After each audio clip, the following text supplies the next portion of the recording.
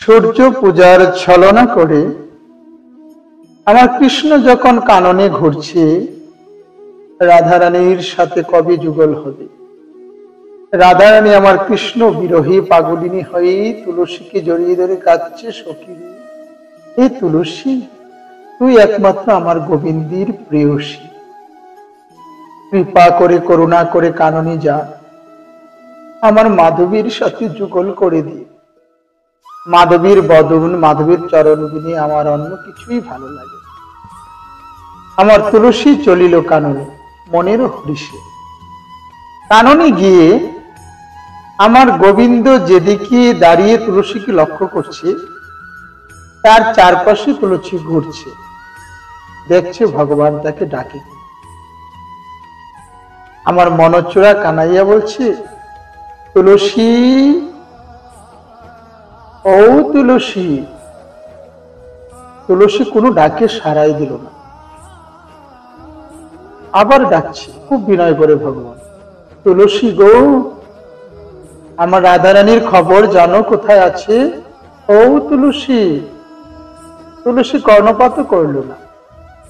আবার ডাকছে, তুলসী, ও তুলসী।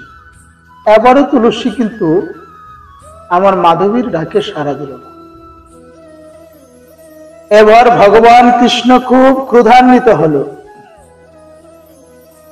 ওই তুলসীকে বলছে, তুলসী,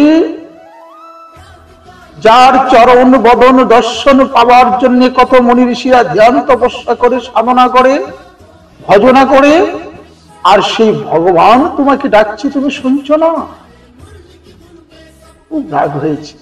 দেখবেন, আপনিও যদি কাউকে একবার দুবার তিনবার ডাকেন, যদি সাড়া না দেয়, তাহলে কিন্তু মনে খুব রাগ আসে। ভগবানেরও রাগ উঠেছে।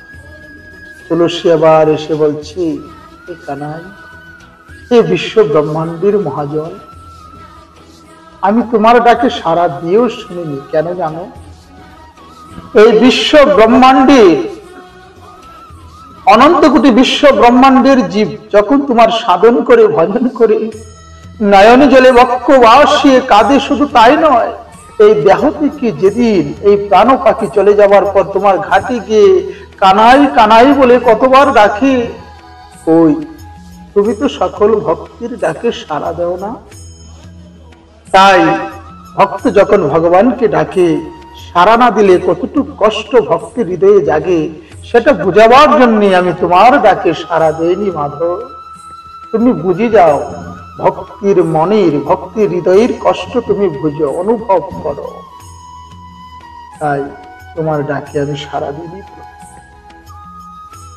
কানাই আমার এই কথাটি শুনে তুলসীকে জড়িয়ে ধরে বলছে, তুলসী রে, ভক্ত আমার জন্য এত পাগল, ভক্ত আমাকে এত ভালোবাসে, যারা আমাকে এত ভালোবাসে, যারা আমার চরণ আশ্রয় করে, যারা ভাবনদীতে গিয়ে শুধু কানাই কানাই বলে ডাকে, আজ আমি কথা দিলাম তুলসী, আমি তাদেরকে নিজ হাতে ভবনদী জনম জনমের মতো পার করে দিব।